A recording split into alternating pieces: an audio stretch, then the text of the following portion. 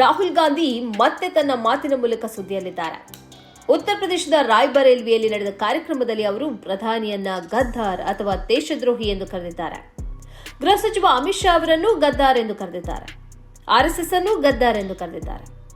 ಇವರೆಲ್ಲ ಭಾರತವನ್ನ ಮಾರಾಟ ಮಾಡುವ ಕೆಲಸ ಮಾಡಿದ್ದಾರೆ, ಸಂವಿಧಾನದ ಮೇಲೆ ದಾಳಿ ಮಾಡಿದ್ದಾರೆ ಎಂದು ಅವರು ಹೇಳಿದ್ದಾರೆ. आरएसएस के लोग सुन लो, आपने कहा कि मुझे माफी मांगनी चाहिए, मैं कभी माफी नहीं मांगूंगा, फिर बोलूंगा।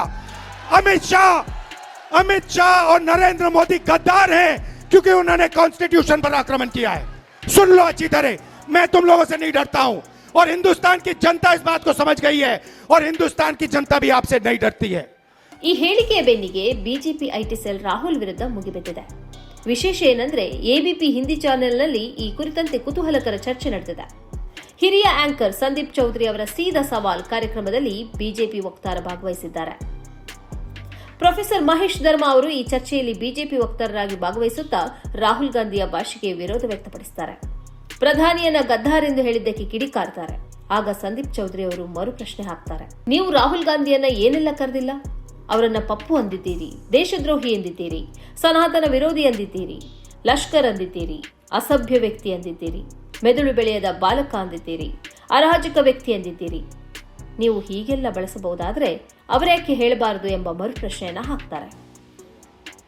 ತಕ್ಷಣ ಬಿಜೆಪಿ ವಕ್ತಾರ ಮಾತು ಬದಲಿಸುತ್ತಾರೆ. ಪ್ರಧಾನಿ ನರೇಂದ್ರ ಮೋದಿ ಅವರ ವಿದೇಶ ಪ್ರಯಾಣದ ಮೇಲೆ ಚರ್ಚೆ ನಡೆಸೋಣ ಎಂದು ಅವರು ಮಾತನ್ನ ತಿರುಗಿಸುತ್ತಾರೆ. रही बात कि देश के प्रधानमंत्री को गद्दार कहने चले हैं, लेकिन अपने गिरेबान में झांके और उनको कई मौके पे शर्मसार उन्होंने देश को भी किया, कांग्रेस को भी किया और हम सब को भी कहीं किया कि हमारे देश में ऐसा भी चिंता है, ये आपका दुख है, ये आपका आक्रोश जो है ना, प्रोफेसर साहब मैं बिल्कुल आपके सुर में सुर मिलाता अगर आप भी वैसी ही शब्दावली पलटवार करके ना इस्तेमाल करते दिखाई दिए होते. क्या आपने गद्दार, असभ्य, अराजक, फटीचर, सनातन विरोधी, अबोध बालक, मानसिक रूप से विक्षिप्त, पप्पू, पागल, लश्कर ये सब शब्दों का इस्तेमाल नहीं किया? क्या आप करें तो सही, आप करें तो सही, अगर आप पर ये प्रहार हो तो गलत. सर ऐसे तो नहीं हो सकता. सर अच्छा होता, सर संदीप जी अच्छा होता कि देश के प्रधानमंत्री का जो अभी विदेश यात्रा थी इसमें किस देश से क्या क्या हुआ, किस किस तरह से हुआ, आपके दर्शकों के आगे वो किस देश के साथ क्या. ಈ ವಿಡಿಯೋ ಸೋಷಿಯಲ್ ಮೀಡಿಯಾದಲ್ಲಿ ವೈರಲ್ ಆಗಿದೆ. ಈವರೆಗೆ ರಾಹುಲ್ ಗಾಂಧಿಯನ್ನ ಬಿಜೆಪಿ ನಾಯಕರು ಮತ್ತು ಅವರ ಬೆಂಬಲಿಗರು ಅಪಹಾಸ್ಯ ಮಾಡಿದ್ದಕ್ಕೆ ಲೆಕ್ಕ ಮಿತಿ ಇಲ್ಲ. ಸೋನಿಯಾ ಗಾಂಧಿಯನ್ನ ಇಟಲಿಯ ಬಾರ್ ಗರ್ಲ್ ಎಂದು ಹೇಳಿದ್ದು ಇದೇ ಮಂದಿ. ಸೋನಿಯಾ ಗಾಂಧಿಯನ್ನ ವಿಧವೆ ಎಂದು ಪ್ರಧಾನಿ ನರೇಂದ್ರ ಮೋದಿ ಅವರೇ 2014ರಲ್ಲಿ ಚುನಾವಣಾ ಪ್ರಚಾರದಲ್ಲಿ ವ್ಯಂಗ್ಯ ಮಾಡಿದ್ರು. ಬಿಜೆಪಿಯ ಪ್ರಮುಖ ನಾಯಕರೇ ರಾಹುಲ್ ಗಾಂಧಿಯನ್ನ ಅತ್ಯಂತ ನಿಕೃಷ್ಟ ಭಾಷೆಯಲ್ಲಿ ನಿಂದಿಸಿದ್ದಾರೆ. ಸ್ಮೃತಿ ಇರಾನಿಯನ್ನ ರಾಹುಲ್ ಗಾಂಧಿಯ ವಿರುದ್ಧ ಚೂಬಿಟ್ಟಿದ್ರು.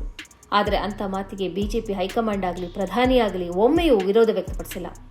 ವಿರೋಧ ಪಕ್ಷದ ನಾಯಕನ ಮೇಲೆ ಅಂತಹ ಪದಗಳನ್ನು ಬಳಸಬಾರದು ಎಂದು ಬಿಜೆಪಿ ನಾಯಕರು ಎಲ್ಲೂ ಹೇಳಿಲ್ಲ. ಆದರೆ ಇದೀಗ ಅವರದೇ ಪದವನ್ನು ರಾಹುಲ್ ಗಾಂಧಿ ತಿರುಗಿಸಿಕೊಟ್ಟಾಗ ಬಿಜೆಪಿಗೆ ಇನ್ನಿಲ್ಲದ ಸಿಟ್ಟು ಬಂದಿದೆ.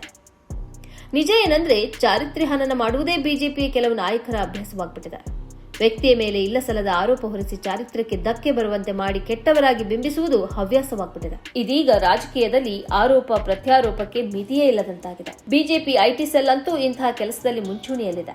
ಆದ್ದರಿಂದ ರಾಹುಲ್ ಗಾಂಧಿಯ ಪದಪ್ರಯೋಗಕ್ಕೆ ಆಕ್ಷೇಪ ವ್ಯಕ್ತಪಡಿಸುವ ಮೊದಲು ತಮ್ಮ ಚರಿತ್ರೆ ಏನು ಅನ್ನೋದನ್ನ ಆಕ್ಷೇಪಿಸುವವರು ನೋಡಬೇಕಾಗಿದೆ.